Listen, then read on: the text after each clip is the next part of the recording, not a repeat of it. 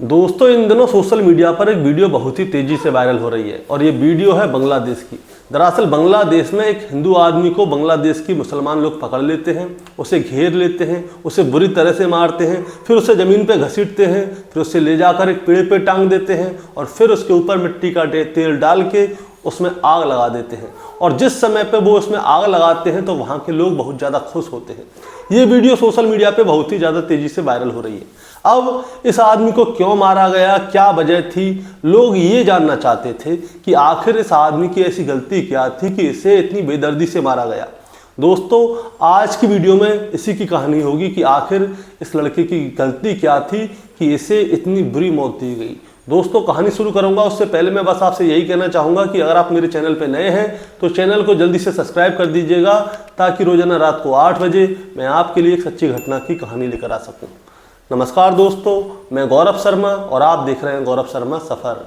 दोस्तों आज की जो सच्ची घटना मैं आपको सुनाने जा रहा हूं, ये सच्ची घटना शुरू होती है पड़ोसी मुल्क बांग्लादेश से। और बांग्लादेश का ही एक शहर है जिसका नाम है मेमनसिंह। और मेमनसिंह शहर के अंदर एक जगह लगती है जिसका नाम है भालुका।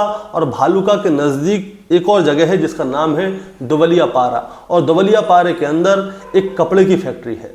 दरअसल दोस्तों मैं बात कर रहा हूं 18 दिसंबर 2025 की शाम लगभग 5 बजे के आसपास का समय होता है। इस कपड़े की फैक्ट्री का एक सुपरवाइजर है जिसका नाम है दीपू चंद्र दास। दीपू चंद्र दास रोजाना की तरह अपनी फैक्ट्री में काम कर रहा होता है। शाम को लगभग 5 बजे के आसपास का समय होता है। जो फैक्ट्री में काम करने वाले वर्कर थे वो दीपू चंद्र को कुछ ऐसे देख रहे होते हैं कि पता नहीं इसने क्या कर दिया। सभी लोग उसे गुस्से भरी नज़र से देख रहे होते हैं। अब दीपू भी ये वाली बात देखता है कि भाई सब लोग मुझे ऐसे क्यों देख रहे हैं। वो अपने पास काम करने वाले वर्करों के पास जाता है, उनसे पूछता है कि क्या हुआ। तो जो वर्कर हैं उसे छड़क देते हैं, उससे सुना के भगा देते हैं कि तू मेरे से दूर रह, मेरे से बात मत कर। अब ये वाली बात जब होती है तो दीपू चंद्र सहम जाता है। वो देखता है कि सब लोग उसे ऐसे क्यों देख रहे हैं, क्या बात हुई। अब समय गुजरने लगता है। थोड़ी देर बाद सारे वर्कर जो है इकट्ठा हो जाते हैं और इकट्ठे होके जो फैक्ट्री का जो बड़ा अधिकारी था उसके पास जाते हैं और उससे जाके कहते हैं कि साहब आपने इस तरह के आदमी को इस फैक्ट्री के अंदर लगाया हुआ है, हम लोगों के बीच में रखा हुआ है, आपको इस आदमी को अभी निकाल देना चाहिए क्योंकि ये आदमी सही नहीं है। फिर ऑफिसर पूछते हैं कि बात क्या है, आखिर इसने ऐसा क्या कर दिया। तब जाके वो लोग बताते हैं कि इसने जो है पैगंबर के खिलाफ गलत बात बोली है, यानी कि इसने जो है धर्म के खिलाफ बहुत बुरी बात बोली है, इसने अपशब्द बोल दिए हैं। इसकी वजह से इस आदमी को यहाँ पे नहीं रहना चाहिए, नहीं तो हम लोग कुछ गलत कर देंगे। अब इसके बाद जो अधिकारी हैं जिसका नाम है आलमगिरी हुसैन, वो क्या करते हैं दीपू को अपने ऑफिस में बुलाते हैं। उससे कहते हैं कि दीपू तुमने बहुत गलत काम किया है, अब तुम्हें अपना इस्तीफा देना होगा और तुम इस नौकरी को छोड़ के जाओ, नहीं तो हम तुम्हें अभी निकाल रहे हैं। अब दीपू पूछता है कि साहब मैंने किया क्या है। तो वो कहते हैं कि तुमने पैगंबर के खिलाफ गलत शब्द बोले हैं और तुम यहाँ पे बैठे हो, तुम्हें अभी यहाँ से निकलना है, नहीं तो बहुत गलत हो जाएगा तुम्हारे साथ। अब दोस्तों जो फैक्ट्री के जो मालिक हैं वो समझाते हैं, सारी चीज़ें होती हैं। अब समय गुजरने लगता है। दीपू अपनी बात जो फैक्ट्री के अधिकारी हैं उनको भी समझा रहा होता है, वहाँ पे जो लोग उसके साथ काम करते थे उनको भी समझाता है। वो कहता है कि मैंने कोई भी गलत शब्द ना बोले हैं, ना मैंने कहीं लिखे हैं, मैंने कुछ भी नहीं किया, आप लोगों को कोई गलत सहमी हो गई है। लेकिन कोई भी उसकी बात मानने के लिए तैयार नहीं था। 5 बजे से 8 बज जाते हैं, यानी कि 3 घंटे हो जाते हैं दीपू को। दरअसल दीपू जो है बहुत ही गरीब घर का रहने वाला था। वो अपने घर में इकलौता कमाने वाला था, इसीलिए अगर उसकी नौकरी चली जाएगी तो बेचारा घर पे क्या कमाएगा, क्या खाएगा, क्या खिलाएगा अपने परिवार वालों को। इसीलिए दीपू जो है बहुत समझाता है लेकिन कोई भी उसकी बात को समझता नहीं है। अब 3 घंटे गुजर चुके थे। अब जैसे जैसे समय गुजर रहा था वैसे वैसे ये खबर जो है बाहर फैल रही थी कि इस फैक्ट्री के अंदर एक आदमी है जो कि हिंदू है, उसने पैगंबर के खिलाफ गलत शब्द बोल दिए हैं। अब उस आदमी को छोड़ना नहीं है। इसीलिए धीरे धीरे करके क्या होता है दोस्तों, फैक्ट्री के बाहर भीड़ इकट्ठा होना शुरू हो जाती है। पहले 10, फिर 20, फिर 50, फिर 100, हजारों की संख्या में भीड़ इकट्ठी हो जाती है। ये खबर ऐसे वायरल हो जाती है कि पता नहीं दीपू ने क्या कर दिया। किसी ने ये जानने की भी कोशिश नहीं की कि दीपू ने कुछ बोला है या नहीं बोला, कुछ कहा है या नहीं कहा। बस सब जगह ये है कि दीपू जो है वो पैगंबर के खिलाफ गलत शब्द बोल रहा है, उसने सोशल मीडिया पे गलत शब्द लिखे हैं। इसीलिए बहुत सारी भीड़ फैक्ट्री के बाहर इकट्ठी हो जाती है और वो दीपू के खिलाफ होते हैं, शोर मचाना शुरू कर देते हैं। ढाका मेमन जो सिटी है उसका जो हाईवे है दोस्तों, पूरा का पूरा हाईवे जाम हो जाता है। सब लोग दीपू के खिलाफ हो जाते हैं और 10 किलोमीटर लंबा जाम लग जाता है हाईवे पे। आप सोचिए कितने लोग दीपू के खिलाफ हो गए थे। इसके बाद जो दीपू है उसे क्या करते हैं फैक्ट्री वाले और जो सिक्योरिटी गार्ड हैं वो अपने पास अंदर छुपा लेते हैं कि कहीं ऐसा ना हो कि दीपू को पकड़ के उसके साथ कुछ गलत कर दें। लेकिन जो भीड़ है वो मानती नहीं है। वो क्या करती हैं, जो फैक्ट्री का गेट होता है उसको पकड़ के जोर जोर से हिलाते हैं और इतनी जोर जोर से हिलाते हैं कि जो गेट है वो टूट जाता है। इधर से जो फैक्ट्री के अधिकारी हैं वो लोग पुलिस को फ़ोन कर देते हैं कि आप जल्दी से आ जाइए, यहाँ पे ऐसे ऐसे बात हो गई है, इस निंदा की वजह से भीड़ भड़क गई है और जो हमारे यहाँ का सुपरवाइज़र है दीपू सिंह, उसको जो है वो खींच के ले जा रहे हैं। इतनी ही देर में जो भीड़ है वो गेट तोड़ के अंदर घुस जाती है और दीपू को वहाँ से घसीट लेती है। अब दोस्तों इधर को पुलिस वालों को फ़ोन कर दिया है। अब पुलिस वाले उस जगह तक जा रहे थे, लेकिन ट्रैफिक जाम इतना हो गया था कि पुलिस जो है ट्रैफिक में ही फंस गई थी। अब ये वाली बात जो है बहुत सारी सोशल मीडिया पे चल रही है कि पुलिस वहाँ तक पहुँच नहीं पाई थी। लेकिन दोस्तों बहुत सारी वीडियो हैं जो कि सोशल मीडिया पर ये बता रही हैं कि पुलिस ने जो है दीपू को पकड़ा हुआ था, छुपाया हुआ था। इसके बाद पुलिस वालों के साथ दीपू बाहर जाता हुआ दिख रहा है और पुलिस वाले उसको प्रोटेक्ट करने की कोशिश तो कर रहे हैं, लेकिन ऐसे नहीं करते कि उसको बचाना चाहते हो। ऐसा लगता है कि पुलिस वाले खुद ही दीपू को भीड़ के बीच में लेके गए थे। अब इसके बाद क्या होता है, जो वीडियो आई है मैं तो वो आपको बताई हैं। अब दूसरी तरफ आ जाते हैं जो कि न्यूज़ पे चल रहा है, उसके हिसाब से चलते हैं। अब इसके बाद जो है जो दीपू है वो कैबिन में छुपा हुआ था, उसको पुलिस जो भीड़ है वो बाहर खींच लेती है और शोर मचाते हैं कि इसने जो है ईश निंदा की है।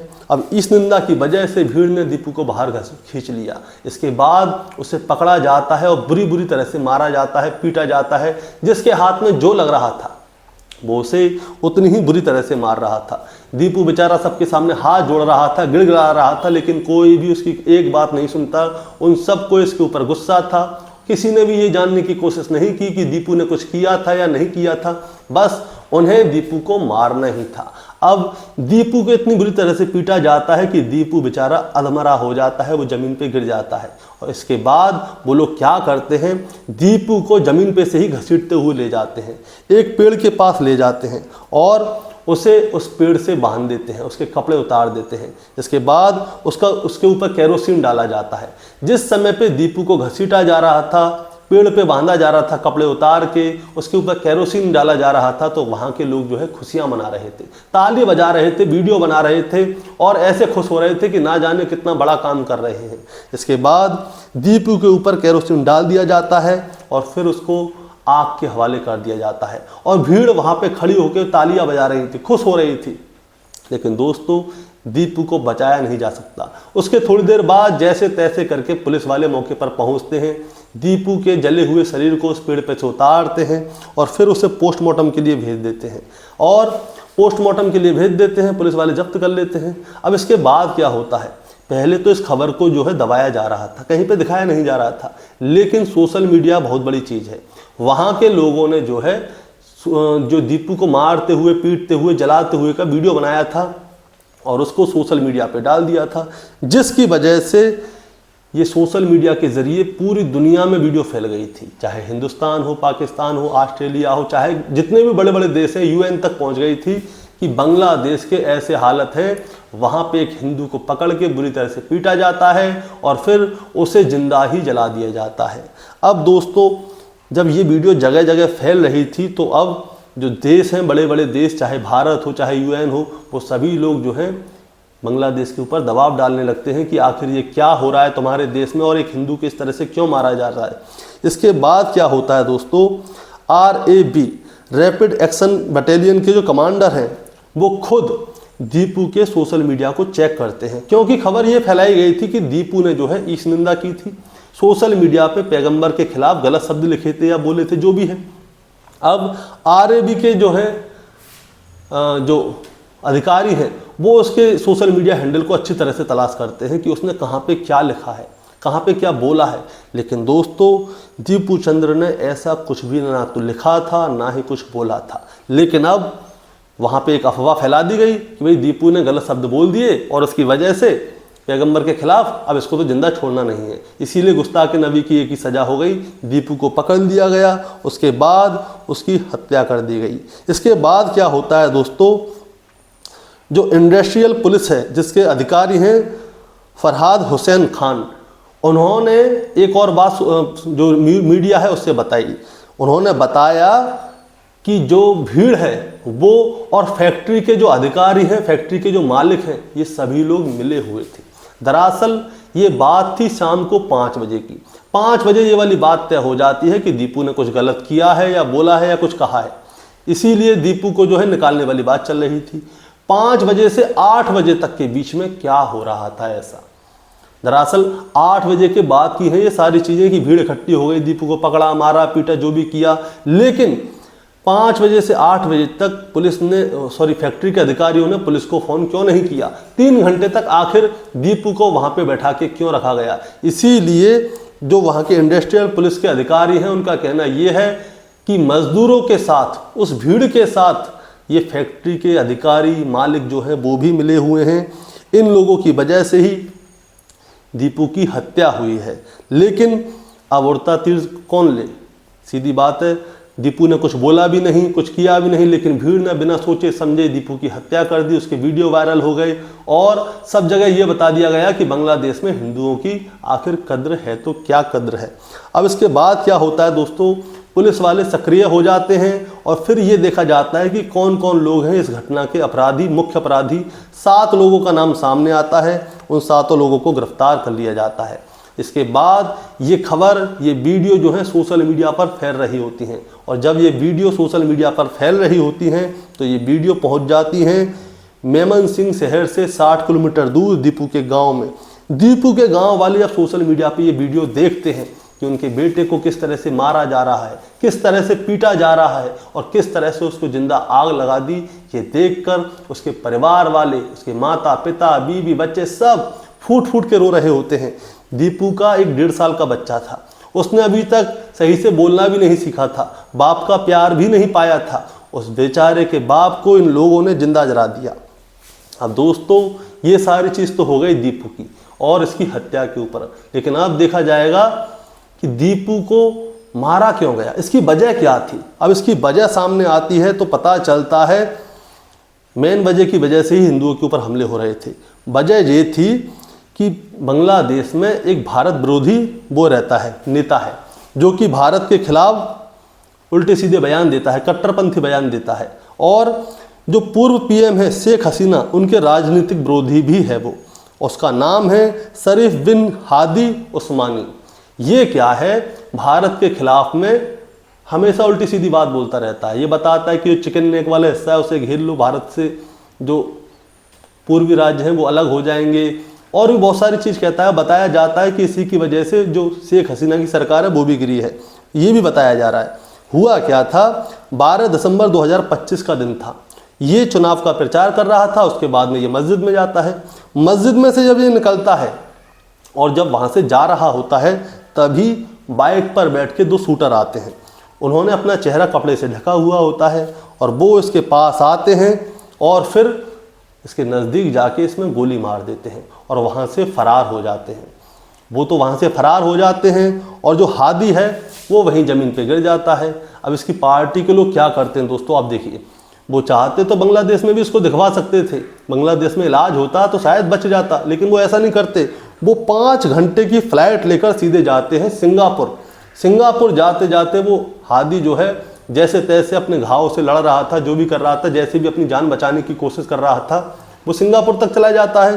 सिंगापुर में उसका इलाज होता है, इलाज कई दिन तक चलता है। इसके बाद 18 दिसंबर 2025 को खबर आती है कि जो हादी है वो गोली लगने की वजह से मर गया है। अब जैसे ही उसकी मौत की खबर आई तो पूरे बांग्लादेश के लोग जो है आक्रोश में आ जाते हैं और जगह जगह दंगे जैसी स्थिति हो जाती है, अगजनी हो जाती है। बहुत सारे अखबारों के दफ्तर ऐसे होते हैं, उनको बाहर से घेर लिया जाता है, उनमें आग लगा दी जाती है।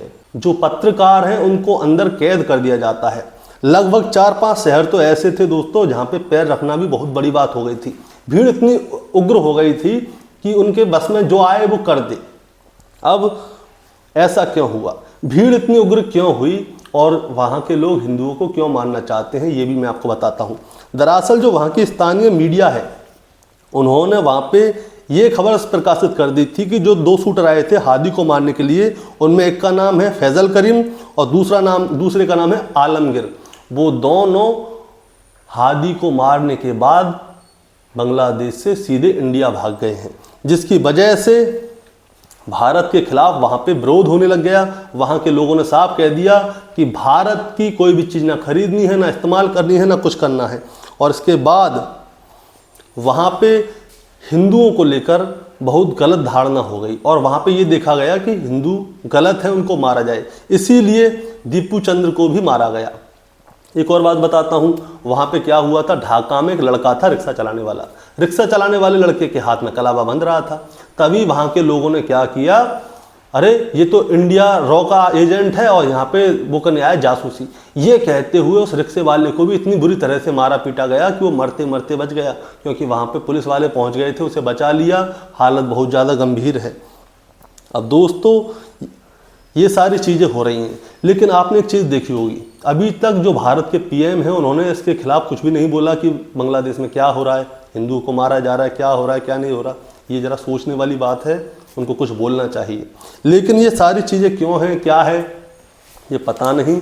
लेकिन एक अफवाह के चलते हुए किसी के साथ ऐसा दोस्तों कभी नहीं करना चाहिए। दीपू ने कुछ भी नहीं किया था, ना उसने कुछ बोला था, ना लिखा था। वहाँ के पुलिस वालों ने खुद न्यूज़ पे आके बताया है, उसकी कोई गलती नहीं थी। लेकिन जो हादी मरा था, जिसकी वजह से ही सारे जो बांग्लादेश के लोग हैं, ज़्यादातर वहाँ पे पॉपुलेशन जो है मुसलमानों की है, तो उन्होंने, हिंदू था वो काम कर रहा था तो उसको मार दिया, बेदर्दी से मारा। लेकिन ये सारी चीज़ें गलत हैं, क्योंकि वो अपने घर का अकेला कमाने खाने वाला था। उसके घर में एक ही बच्चा, उसका एक बच्चा था 1.5 साल का। ये सारी चीज़ें हैं दोस्तों। इस कहानी को सुनाने का मतलब आपको परेशान करना है, विचलित करना बिल्कुल नहीं है। बस आपको बताना है और जताना है। बताना जताना ये है कि फरवरी 2026 में बांग्लादेश में चुनाव होने वाले हैं और वहाँ के जो रणनीतिकार हैं उन लोगों ने बांग्लादेश का माहौल कुछ ऐसा बना दिया है कि बांग्लादेश के सारे मुसलमान एक हो जाएं और एक ही तरफ एक ही आदमी को वोट दें। अब ये वोट किसको जाने हैं वो तो समय ही बताएगा, लेकिन किसी को भी इस तरह से मारना, हत्या करना, ये सारी चीज़ें गलत हैं। इसीलिए जो भी करें पहले जानकारी पूरी होनी चाहिए, उसके बाद ही कुछ होना चाहिए। छोटी सी जानकारी बिना जानकारी के कभी भी किसी के खिलाफ नहीं जाना चाहिए। बस यही कहना है दोस्तों। आपका क्या कहना है इस कहानी के बारे में, आप ज़रा हमें कमेंट में बताएं। चैनल पे नए हैं तो सब्सक्राइब करके जाएं, ताकि रोजाना रात को 8 बजे मैं आपके लिए एक सच्ची घटना की कहानी लेकर आ सकूं। नमस्कार।